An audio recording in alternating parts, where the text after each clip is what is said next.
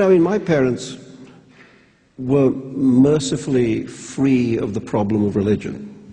They brought me up in this kind of a-religious atmosphere, which is their greatest gift to me, I think. And that's why you've gotten in so much trouble with every religious group. You noticed that. But no, there were, like many, many Indian Muslims, they saw that phrase, Indian Muslim, as a description of a community, not of a theology. And they certainly didn't wish to live in a state dominated by a religious belief. That's to say, they saw themselves as Indians first, and Muslims, way down the line.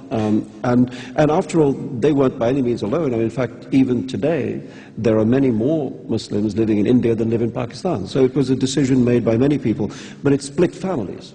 I mean, in my family, for instance, half my family went to Pakistan, the other half stayed in India. Sometimes it broke marriages. One member of the marriage wished to go, the other one wished to stay. So it was a terrible rupture. And then, of course, it was hugely exacerbated by the terrible massacres that took place at that time. And you said once that of the three countries that you grew up in, India, Pakistan, and England, Pakistan was the one you felt most like an outsider. Yeah, Pakistan sucks.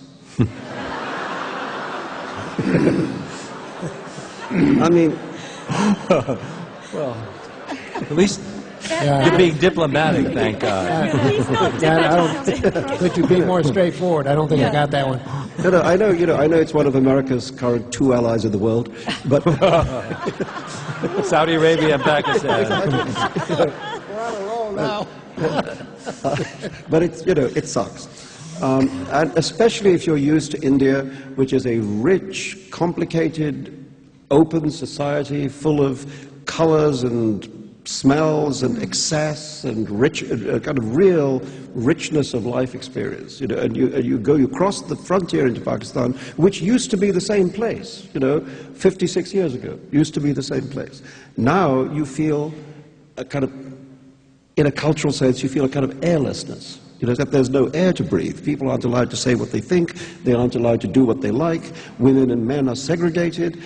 There's a gigantic drug culture because it's one of the world's major producers of opium and heroin. There's an exploding AIDS problem, which is not looked at because, of course, Muslims don't get AIDS. There's a highly gangsterized urban society. There's political corruption on both the civilian and the military side. There's economic corruption so great that 75% of the economy is now believed to be the black economy rather than the overt white economy. There is enormous regional dislike. The Sindhis don't like the Punjabis. Nobody likes the Balochis. Everybody hates the northwest frontier where they're fundamentalist and pro-Taliban. It sucks. But there you are.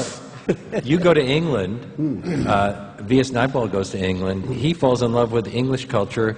You fall in love with American culture. The Wizard of Oz, you've said, is one of the key works in your life. Well, and American rock and roll seems to be important to you, too. Yes, this is all true. This is all true. I'm essentially a very low-grade individual. Well, what happened to Dickens and all of those? What happened to Jane Austen? What happened to... They're there. Oh, they're there.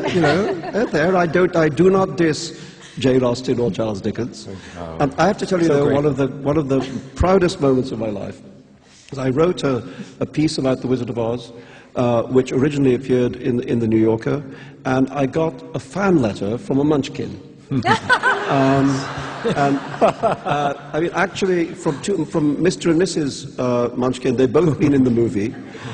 They were now very elderly, obviously. They were living in a J.C. Penney retirement home in Fort Lauderdale, Florida.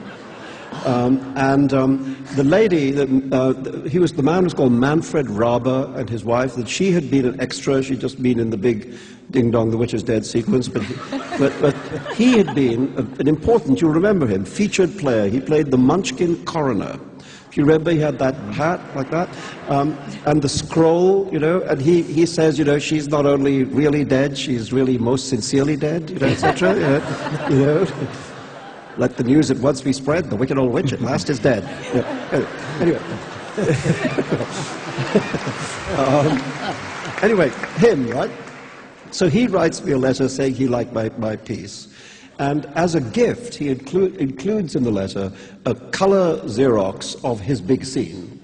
So there he is in his hat and his scroll, and as you remember, he's got this scroll, and on it, in big Gothic letters, it says Certificate of Death, right?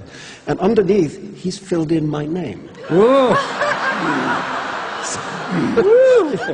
So, you know, so I now have a Munchkin death certificate. Munchkin patois. And for a minute I think, how funny is this, you know? and then I think, no, you know, he's this elderly guy in Fort Lauderdale, and you know, not much has happened in his life since The Wizard of Oz, because he's been working at J.C. Penney. And he sits in this retirement home, and by his bedside he's got this big stack of color Xeroxes of his big scene, and he's firing off letters to everybody in the world and filling in their names, you know. So anyway, I framed it. It's one of my proudest possessions.